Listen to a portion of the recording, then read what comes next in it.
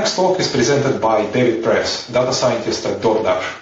Like all online businesses, DoorDash battles fraudsters who attempt to place orders with stolen credit cards. In his presentation, David will show us how they leverage machine learning to identify and block fraudsters while minimizing impact on the normal customers. Over to you, Dave. Good morning. My name is Dave Press. I'm a data scientist at DoorDash, and today I'll talk about balancing the fraud equation, or how we optimize fraud model thresholds and actions. First, a quick introduction of myself. I've been working on the fraud team at DoorDash for a little bit over 1 year. And prior to DoorDash, I worked on Airbnb's anti-fraud data science team for a bit over 4 years. And a fun fact about myself, between those two roles, I took 18 months off as a sabbatical to ski and mountain bike around the world. So I think most folks now are probably familiar with DoorDash. We're essentially a three-sided marketplace that connects hungry consumers or shoppers with restaurants and stores, and we leverage our fleet of more than 1 million Dashers to help deliver the goods. Unfortunately, like all online businesses, DoorDash faces fraudsters who'd like to make purchases with stolen credit cards. So a quick overview of how that works.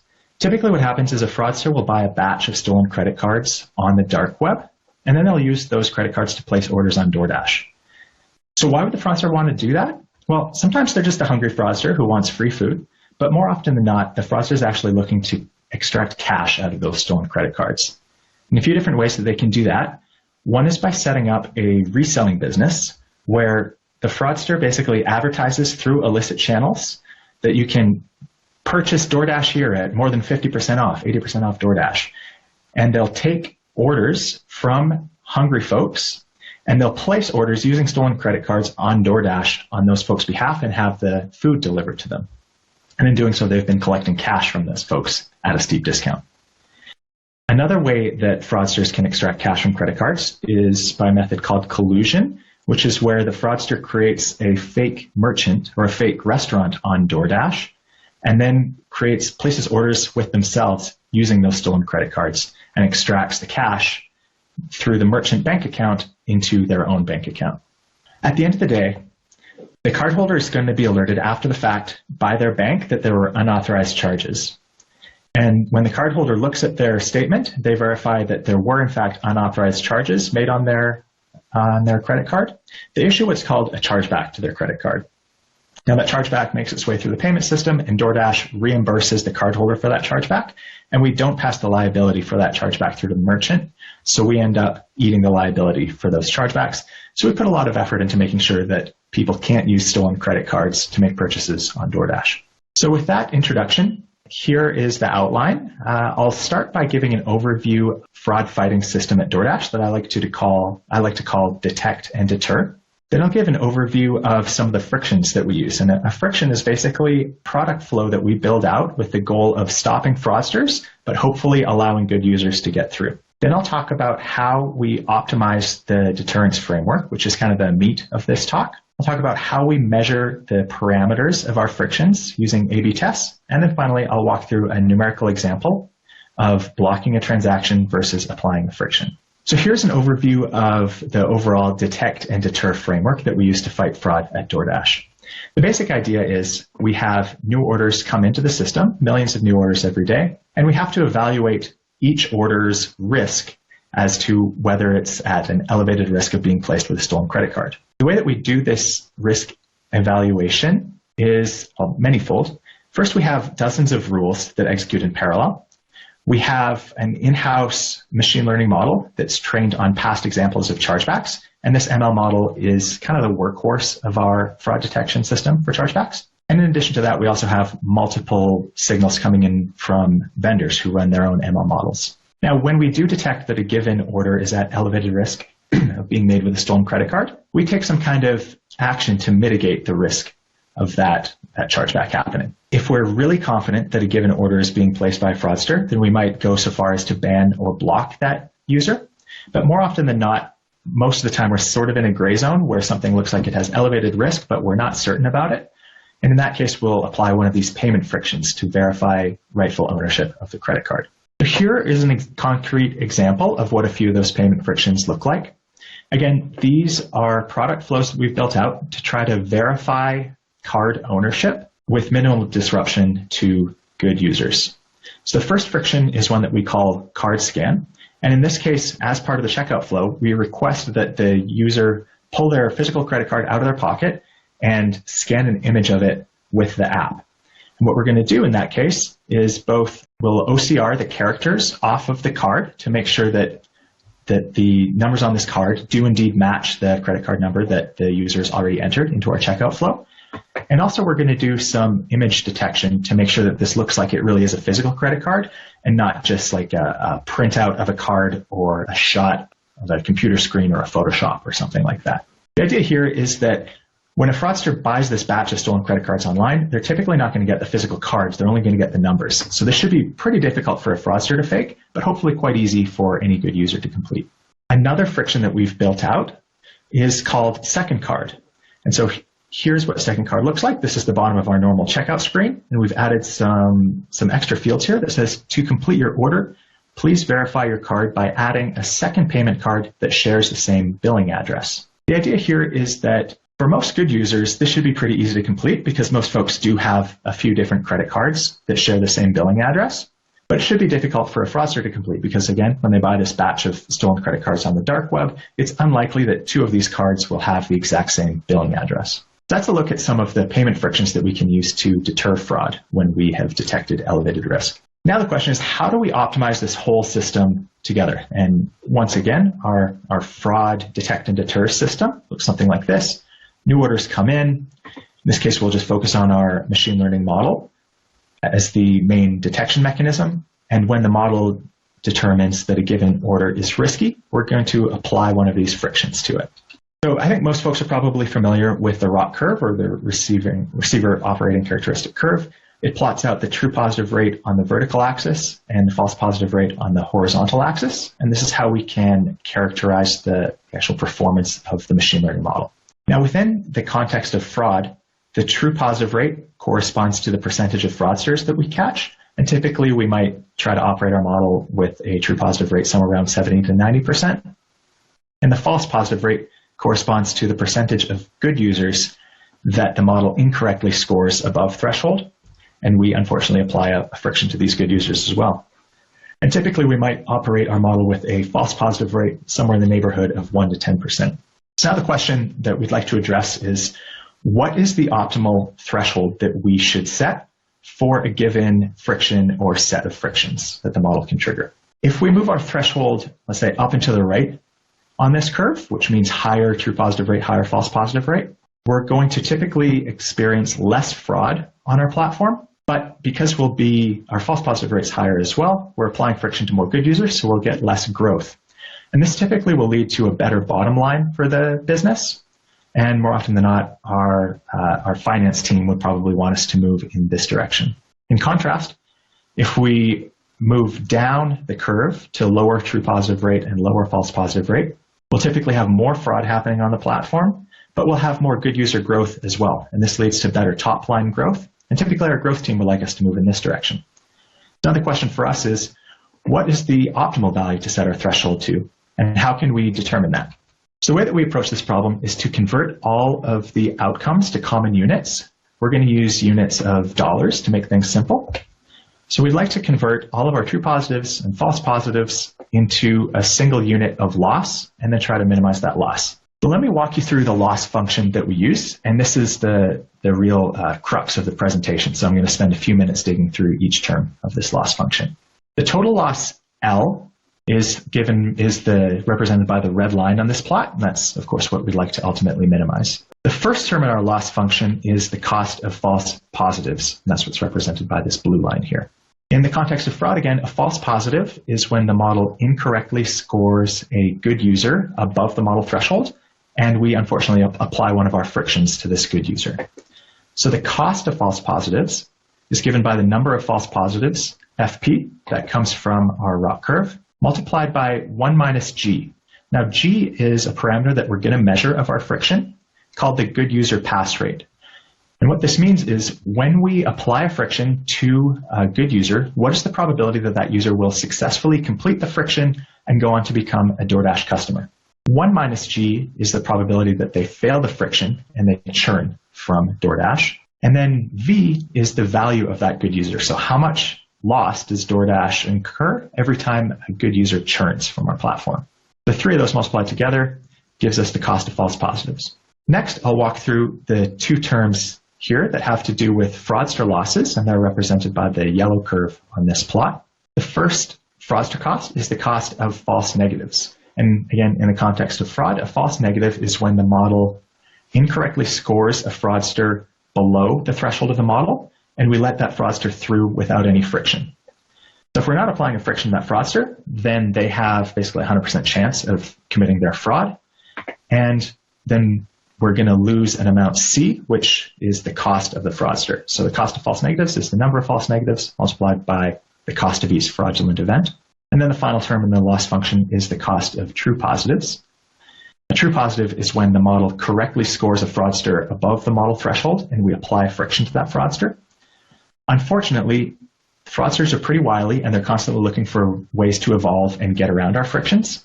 So there's some probability that we parameterize as F that the fraudster is able to successfully complete our friction and still go on to complete their fraud on our site.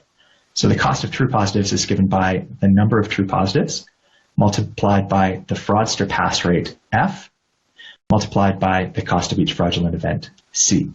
So our goal now is to figure out how do we measure the good user pass rate, G, and the fraudster pass rate, F, and how can we estimate the good user value, V, and the cost of a fraudster, C. Now, just to add a little bit more context, a perfect or ideal friction would be one that has a good user pass rate of 100% and a fraudster pass rate of 0%. Now, if we had a friction like this, we would just apply it to 100% of our checkouts, and we would have no fraud happening on the platform. Unfortunately, frictions like this are pretty hard to come by, so in reality, we're going to have to measure our good user and fraudster pass rates, and we're going to have to balance and optimize our loss function. Next, I'll talk about how we estimate the cost of fraud, C, and the good user value, V. Again, these are these two terms in our loss function. The cost of fraud, in principle, is pretty straightforward. It's just how much does a successful chargeback cost DoorDash? And there are the direct losses associated with the chargeback. We're going to lose the value of the order, plus there are payment processor fees associated with that chargeback. But there are also some indirect costs. For example, if we start to get too many chargebacks, our payment processors will start to decline more charges because we're going to start to look a little riskier to them. And that has a cost to DoorDash that we'd like to estimate. There are also indirect support costs. For example, if one of these victims of credit card fraud, quite often they might reach out to DoorDash directly to try to get their money back. And in that case, we'll certainly return it. But then we'll have indirect costs of our support team associated with helping out these victims. All those together go into the cost of the fraudulent event, C. Now for the good user value, which is if a good user churns after being exposed to one of our frictions, how much harm have we done to the business? And in general, we'd like to align on the same lifetime value methodology that's used across different areas of the business. So hopefully we're using similar numbers on the fraud team as the paid growth team is using when they're acquiring new users. That's how we estimate the cost of fraud and the value of a good user. Next, I'd like to spend some time talking about how we quantitatively measure the fraudster pass rate, F, and the good user pass rate, G. We're going to measure both of these with A/B tests or experiments. And just to walk you through how we set up these experiments, once again, here's the fraud system that we looked at before. We've got new orders coming in. We've got our ML model detecting which of these orders are risky and sorting them into a high-risk group bucket and a low-risk bucket. Now, this low-risk bucket, in general, we're not going to apply any friction to these, and these are not going to be part of our experiment. The high-risk group, if we weren't running an experiment, we would apply a friction to all of the orders within this high-risk group. And that would hopefully mitigate the fraud as much as possible. But we wouldn't really have a good idea about how much fraud we're actually blocking because we wouldn't have a counterfactual. So in this case, we're going to set up an experiment where a very small percentage of the high-risk orders are going to actually skip the friction. And we're going to call this the control group. So the vast majority of the high-risk orders are going to go ahead and get the friction. We'll call this the treatment group. And so we're going to compare some metrics between the friction treatment group with the no friction control group. And to measure the fraudster pass rate, F, It's actually a pretty simple metric. We can just choose something like the dollars of chargeback per order assigned into the group. And then we can define the fraudster pass rate F as the dollars of chargeback per order in the friction group divided by the dollars of chargeback per order in the control group that gets no friction. And so hopefully we'll see that we get a lot fewer chargeback dollars coming through in the friction group than the non-friction group. Now, just a few notes about this experiment. We're typically going to run this as a very imbalanced experiment, as I've drawn here, maybe something like 99% in the treatment group and 1% in the control group. There are a few reasons for that. One is that it's very expensive for DoorDash to have a group that gets no friction because these are our highest risk orders that we suspect are fraudulent, and so we're going to lose a fair bit of money in order to learn these labels. And the second reason is that we really want to make this difficult for fraudsters to game the system. If this were a 50-50 experiment, then a fraudster could just try twice in principle, and they'd have a 50-50 shot, and after 2 or 3 attempts, they'd have a pretty good probability that one of their orders, or if we're doing this as a user-assigned experiment, one of their accounts would land in the control group. So we want to make it difficult for fraudsters to game the system. So we'd like the vast majority of fraudster attempts to land in the treatment group. So this is how we measure the fraudster pass rate F. Now I'll talk about 2 different ways that we can measure the good user pass rate G. The first method is just to reuse the exact same risky order experiment, but measure a different metric. So here we're using the same experiment again, but remember that even though these are our highest risk orders, the majority of the orders here are actually still being made by good users. There's maybe like 10 good orders for every 1 fraudulent order in this group. So if we just measure the number of good orders in the treatment group compared to the control group, that gives us an idea of the good user pass rate. Unfortunately, this method has some drawbacks. One is that these good order labels are pretty unreliable and they're lagging. In fact, the only way that we can know that these orders are good is by the absence of us ever getting a chargeback for these orders. And it can take 30 to 90 days for a chargeback to arrive on any given order. And in some cases, they might never arrive at all.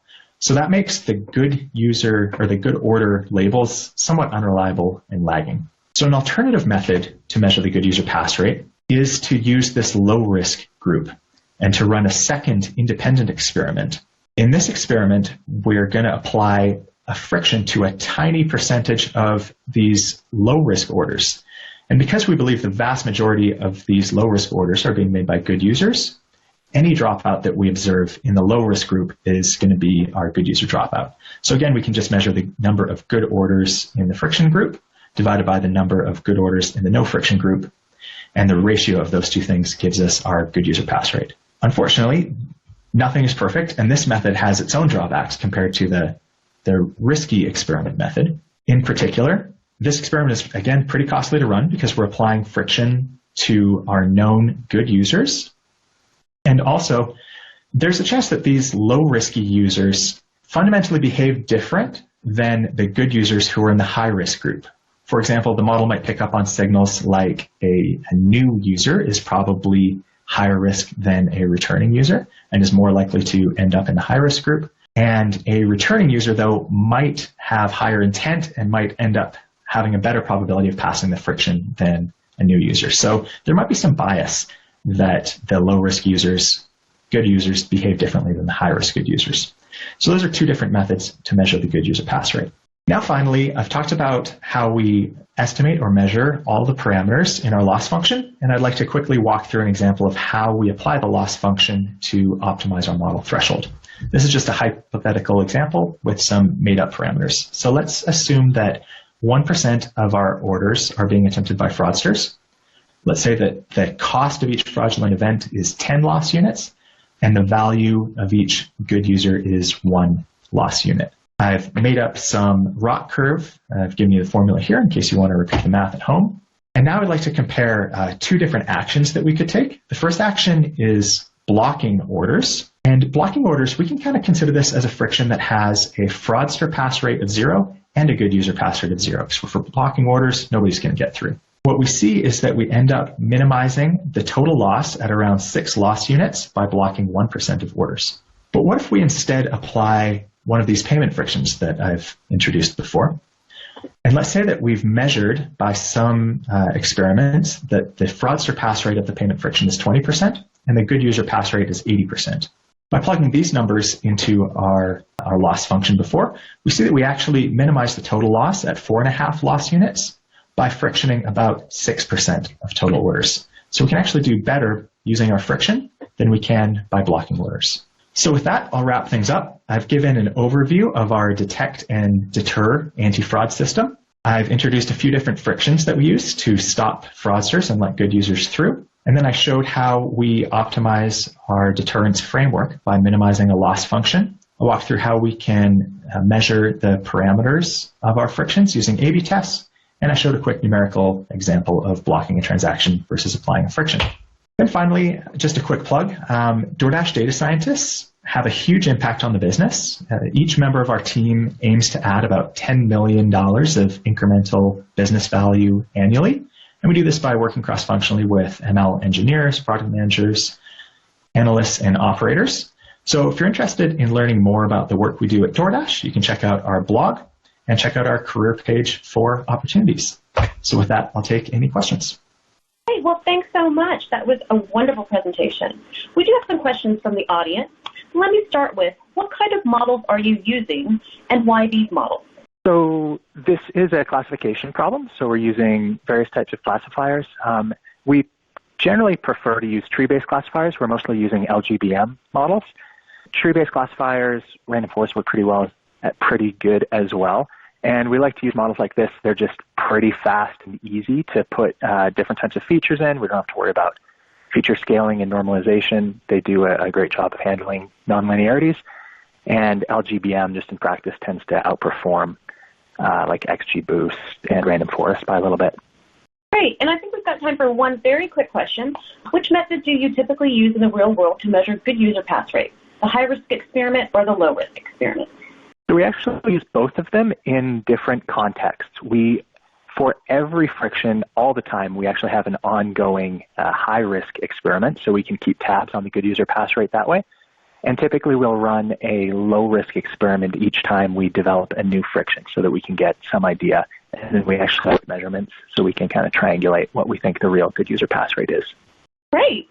Well, thanks so much for that. This has been a wonderful presentation. I've definitely learned a lot. And for everybody, keep in mind, go back to the lobby for the next edition. We've got Danny coming up from Nielsen, and you'll also find a pop-up here when this ends to take you to the next session. We look forward to seeing you there. Thank you.